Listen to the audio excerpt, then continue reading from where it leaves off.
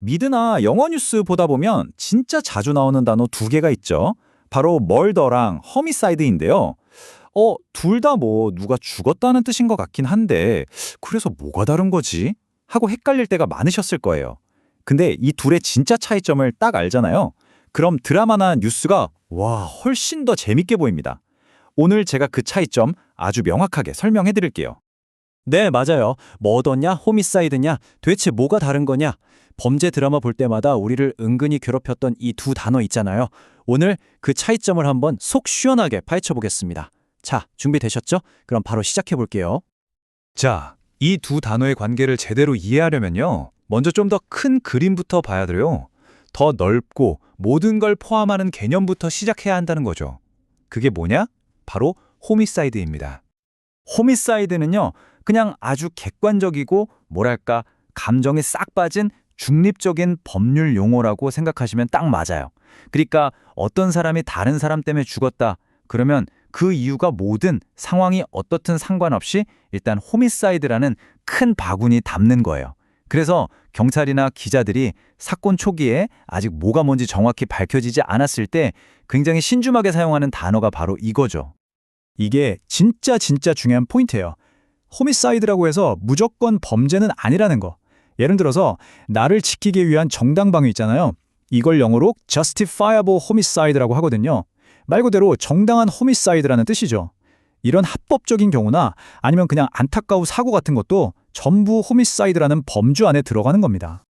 그래서 이런 문장을 듣게 되는 거예요. The case is being investigated as a homicide.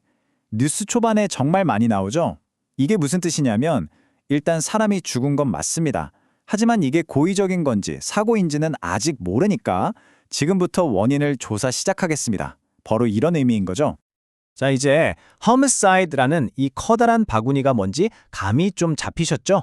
그럼 이제 그 바구니 안에 들어있는 아주 특별하고 또 무서운 개념, 바로 murder에 대해서 알아볼 차례입니다. 머더는 얘기가 완전히 달라요. 그냥 호미사이드가 아니라 머더가 되려면요. 여기에 아주 중요한 두 가지 조건이 딱 붙어야 합니다. 그게 뭐냐면 바로 고의성 그리고 불법성이에요. 나쁜 마음을 먹고 일부러 법을 어겨가면서 다른 사람을 해쳤을 때 그때 비로소 머더, 우리말로 하면 살인죄가 되는 겁니다. 네, 맞아요. 그래서 이 단어 안에는 범인의 그 나쁜 마음, 즉 악의가 담겨 있는 거예요. 사건의 모든 진실이 밝혀지고 용의자가 범인으로 땅땅땅 확정됐을 때, 특히 법정에서 유죄 판결이 내려졌을 때 주로 쓰이는 단어라고 보시면 돼요. 자, 이 예문 한번 보세요. He was found guilty of murder. 아까 봤던 호미사이드 예문이랑은 분위기가 확 다르죠? 이 문장은 뭐냐? 수사도 다 끝났고 재판까지 해서 이건 고의적인 살인 범죄가 맞다고 법적으로 확정되었습니다. 라는 걸 아주 명확하게 보여주는 겁니다. 자, 이제 두 단어의 개념이 어느 정도 머릿속에 그려지시죠? 그럼 이제부터는 핵심 차이점만 쏙쏙 뽑아서 한눈에 딱 들어오게 비교해 드릴게요. 이 표를 한번 보세요. 차이가 정말 명확하게 보이죠? 다른 것보다도 이 법적 성격을 주목하셔야 돼요.